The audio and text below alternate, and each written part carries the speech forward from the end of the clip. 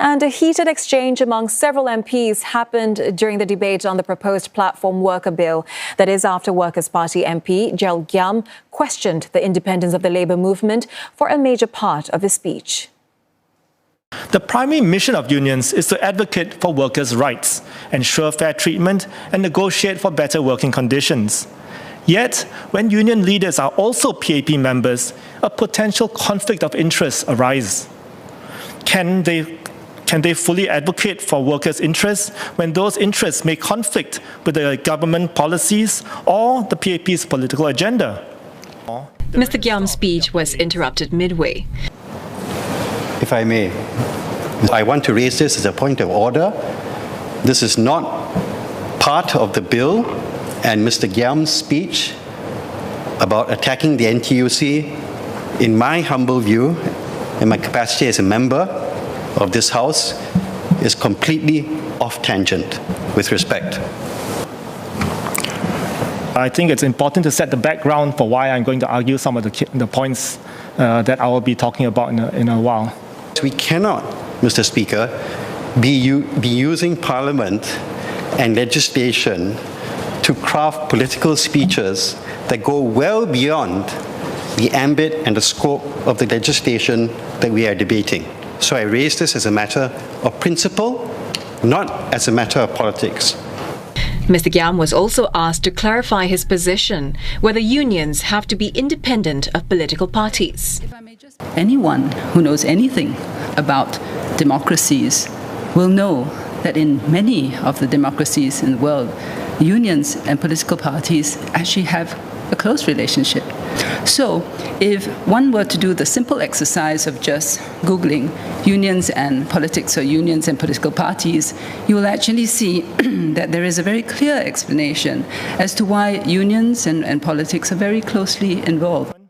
Mr. Giam replied that the WP supports the partnership between employers, union and the government, but not aligned with any particular political party.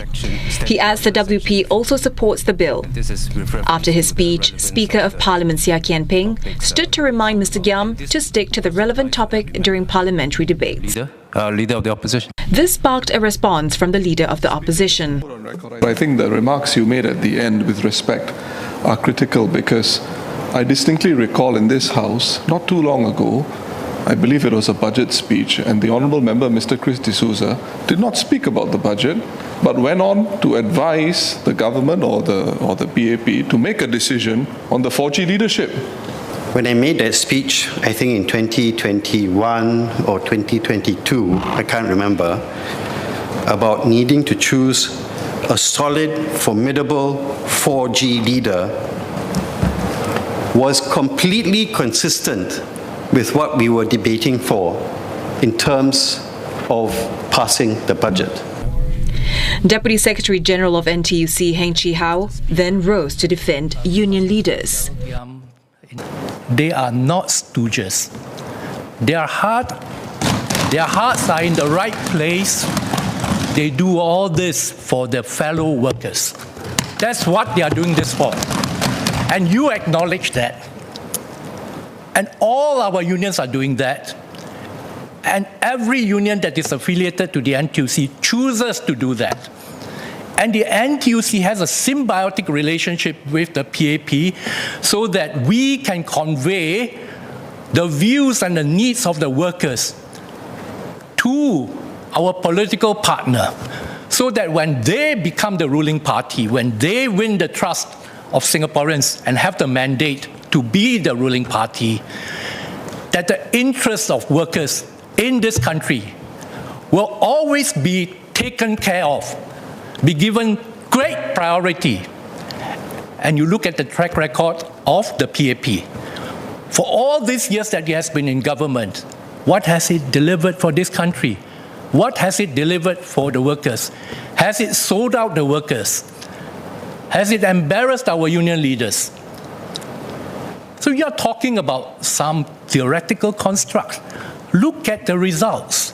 Look at the context in which we are debating today. This very bill that your party is supporting, where does this come from? This comes from a symbiotic relationship where both sides are trying to undermine and throw the workers under the bus? No. You supported it because it is good for the workers. Nothing in this proposed bill, in the legislation proposed in this bill, has any clauses that is related to how a union ought or not ought to be affiliated to any political party. And since Mr. Giam did go to great extent to talk about affiliation between unions and party, let me just quickly read from the archives of the National Library that says after the PAP split its left wing to set up the Barisan Socialists, the Singapore Trades Union Congress also split into two rival factions, the NTUC and the Singapore Association of Trade Unions, or SATU. As SATU was aligned with the Barisan Socialists, and the Barisan Socialists in 1988 folded into the Workers' Party. Other MPs chimed in, leading Mr. Giam to question. More passionate. Can I assume that if the PAP were to ever lose power, the NTUC would therefore become an instrument of opposition against the new government? The trade unions have a mind of their own. They have leadership. They know what to do, and they will act in a way that they think is best for their unions and for their workers. So at the appropriate time, they will have their elections, they will choose their leaders. You don't know whether they may or may not be affiliated with the PAP, whatever it is. But at the end of the day, it is the unions who choose their leaders, and it is the unions who choose whether or not they are affiliated or work with or have a symbiotic relationship with a political party. That's entirely up to the trade unions, and we should let them continue to do and decide for themselves as they think best.